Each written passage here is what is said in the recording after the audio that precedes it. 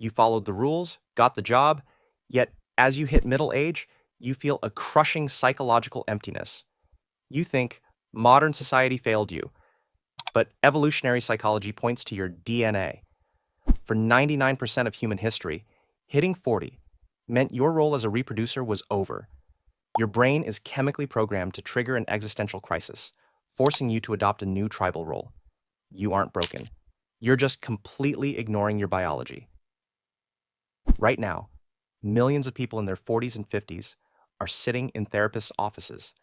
They are describing a profound sense of meaninglessness, a feeling that the ladder they spent 20 years climbing is leaning against the wrong wall.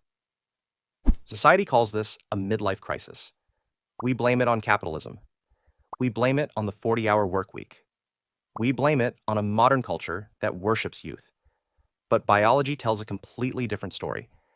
A story about neurochemistry, survival, and the profound psychological machinery required to keep a prehistoric tribe alive. In 2012, an international team published a study in the Proceedings of the National Academy of Sciences. They weren't studying humans. They were studying chimpanzees and orangutans.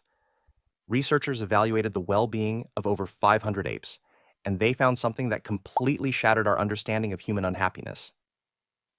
The apes experienced a midlife crisis. Their happiness levels dropped significantly in middle age, forming a perfect U-curve of well-being. It bottomed out right around the equivalent of human midlife, before rising again in their senior years. These apes don't have mortgages. They don't know what a 401k is, yet they hit the exact same psychological wall you do. Because the midlife crisis isn't a sociological phenomenon. It is an evolutionary feature. It is hardwired deep into the primate brain. To understand why, look at what is physically happening inside your skull. In your 20s and 30s, your brain is flooded with dopamine and serotonin, tied to immediate, goal-directed behaviors. Find a mate, secure resources, establish physical dominance, survive. But right around age 40, the human brain undergoes a massive structural renovation. Neuroscientists have observed that during middle age, the brain's white matter begins to subtly change. More importantly, the endocrine system shifts. Testosterone and estrogen levels drop. The chemical rewards for physical competition literally dry up. The dopamine hits that used to make the daily hustle feel good stop working. Your brain is deliberately cutting off the chemical supply that motivated your first 40 years of life. Psychologically, this feels like depression. It feels like a void. It feels like panic. But it isn't a malfunction. It is a biological eviction notice. Nature is aggressively forcing you out of one phase of human existence and violently pushing you into another. For 300,000 years, this chemical transition was a matter of life and death. In a Pleistocene hunter-gatherer camp, the physical peak of a human ended in their 30s. If a 45-year-old kept trying to compete with the 20-year-olds in physical endurance, or kept prioritizing their own mating success over the tribe's stability, they became a massive liability. A survival group cannot afford old bodies trying to act young. So, evolution designed a neurochemical circuit breaker, the midlife crisis. The sudden emptiness you feel is your biology forcefully detaching you from the ego-driven goals of youth. It is stripping away your desire for personal acquisition so you can assume the most critical role in the ancient world, the elder, the keeper of the knowledge. Anthropologists often frame this around the grandmother hypothesis.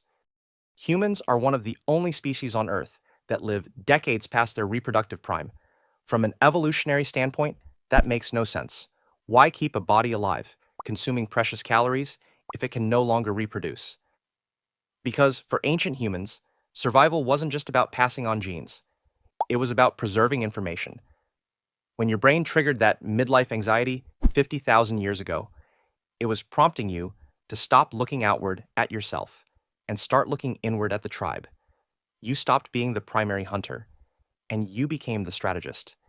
You became the one who knew exactly where the water was buried during a multi-year drought. You became the one who remembered which plants cured infections and which ones killed. You became the one who told the stories by the fire that held the psychological fabric of the community together.